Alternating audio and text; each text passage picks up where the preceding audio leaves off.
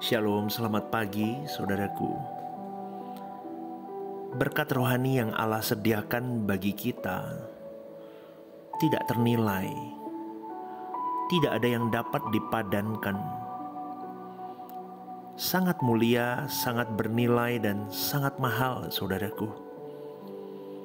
Tetapi sangat sedikit orang yang benar-benar bisa menemukannya. Dan orang yang ingin menemukannya harus memiliki respon yang memadai untuk mengenali dan memiliki berkat kekekalan yang tak ternilai itu. Sangat sedikit orang yang benar-benar berani menginvestasikan hidupnya untuk berkat-berkat rohani yang sesungguhnya itu adalah berkat kekal. Tapi sedikit sekali orang yang berani invest di situ. Betul. Mengutip apa yang dikatakan pemazmur, dikatakan begini, sia-sialah kamu bangun pagi-pagi dan duduk-duduk sampai jauh malam, dan makan roti yang diperoleh dengan susah payah. Sebab Ia, Allah, memberikannya kepada yang dicintainya pada waktu tidur. Saudaraku, di luar pengetahuan kita, Tuhan itu menyediakan berkat kekekalan. Banyak orang yang berpikir bahwa masuk surga itu mudah. Dengan ke gereja, percaya Yesus, yakin keselamatan di dalam Yesus oleh pengorbanan Yesus di kayu salib cukup buat dia untuk masuk ke dalam surga. Kemudian dia menjalani hari, melewati waktu, menunggu tua, nunggu kematian, dan percaya kalau dia mati nanti, dia masuk surga. Lalu kita bisa melihat orang-orang Kristen yang terjebak dalam seremonial atau liturgi. Mereka kalau sudah ke gereja sudah menunjukkan keseriusannya dengan Tuhan. Dan itu dianggap sebagai bekal kekekalan. Benar saudaraku, ini yang terjadi di dalam kekristenan hari-hari ini. Mungkin pada waktu mereka mendengar khotbah, ada ketakjuban, perasaan terpesona terhadap penjelasan yang dipaparkan. Apalagi itu sesuatu yang memang tidak pernah didengar ya. Tetapi kalau jujur, saudaraku, tidak ada yang diperoleh oleh mereka. Tidak ada yang akhirnya mengubah hidup mereka. Betul saudaraku, kadang saya sebagai pengkhotbah sendiri pun kadang saya merasa, kenapa ya saya sudah ajarkan bagaimana segenap hidup untuk Tuhan, tetapi praktek di lapangan pun belum. Masih banyak orang yang belum berani segenap hidup untuk Tuhan, masih hitung-hitungan sama Tuhan. Jadi sejatinya begini saudaraku, apapun yang disampaikan lewat mimbar itu bersifat apalah itulah, itu bisa bersifat etis, kognitif, pengetahuan, pewahyuan, apapun itu. Roh Kudus seharusnya menjadikan semuanya itu jadi berkat untuk mengubah jemaat yang mendengar. Sebagai pelayan Tuhan kita harus mempertanyakan apa yang harus kita lakukan, apa yang harus kita penuhi untuk masuk ke dalam pelayanan roh.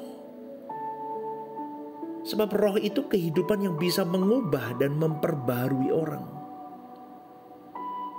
Maka khotbah harus membawa dampak, harus membawa akibat, harus memberi sesuatu.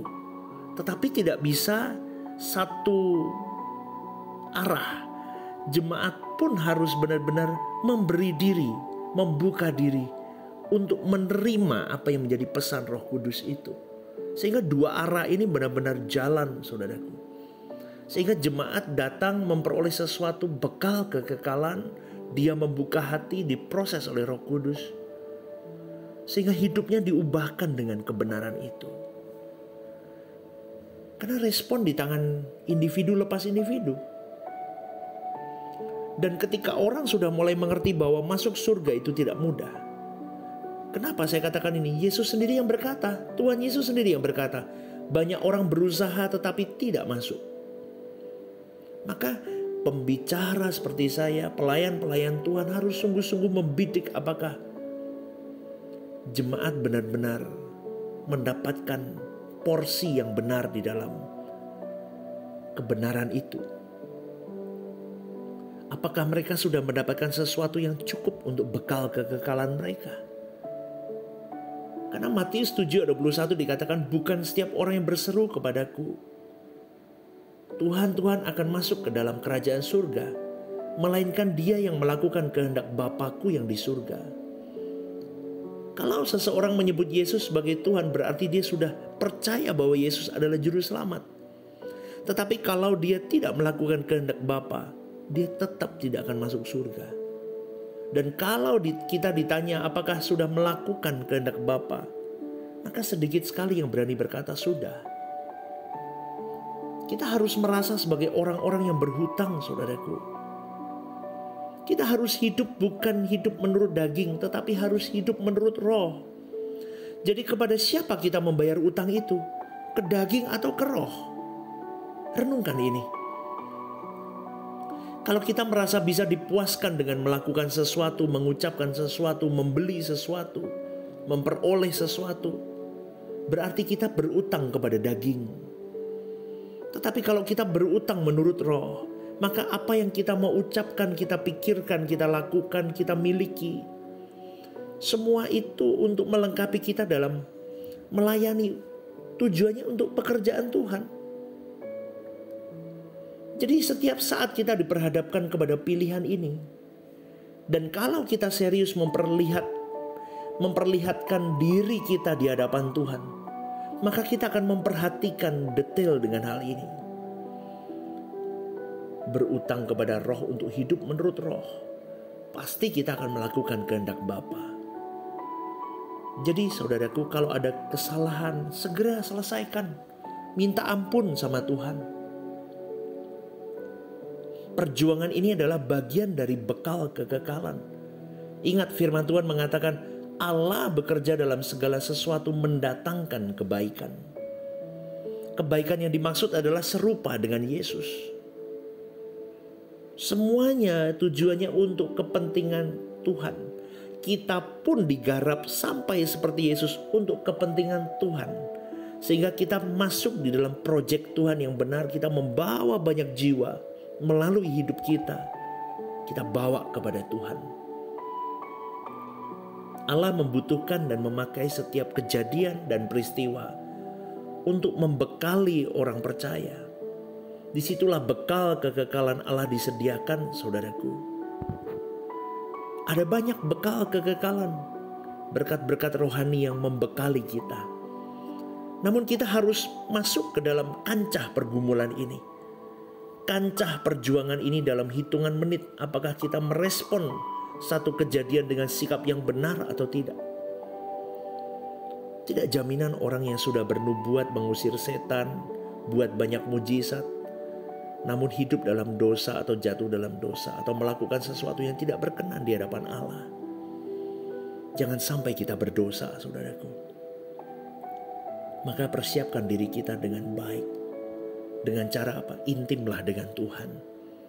Punya waktu dengan Tuhan. Bersyukurlah kalau Tuhan membuat kita tidak kelimpahan hari ini.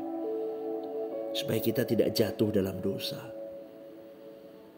Ini kontradiktif nih, kadang orang-orang kalau orang-orang yang matre dengar begini dia kontradiktif. Tapi benar, bersyukur kalau hari ini Tuhan membuat kita tidak di dalam kelimpahan, supaya kita tidak jatuh dalam dosa. Karena kesucian itu dimulai dari perkara-perkara kecil dan sederhana, sampai kita bisa melakukan kehendak Allah.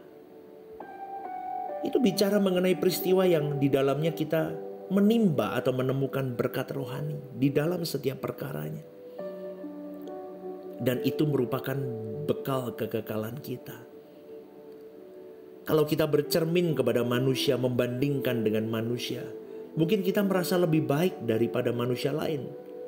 Tetapi kalau kita bercermin kepada Tuhan, kita baru mengerti di mana letak kekurangan, kelemahan kita. Jadi Tuhan menyediakan bekal kekekalannya setiap hari.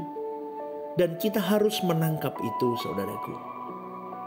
Namun banyak orang tidak bisa mengerti karena tidak melihat kekayaan apa yang ada di dalamnya. Jadi, ayo saudaraku, kita berjuang dari hal-hal kecil. Kita sungguh memperkarakan dan kita harus menemukan ada bekal rohani apa yang Tuhan mau titipkan untuk aku temukan. Hikmat apa yang ada di dalamnya. Ya, dan itu menakjubkan di luar pengertian kita, di luar kesadaran kita.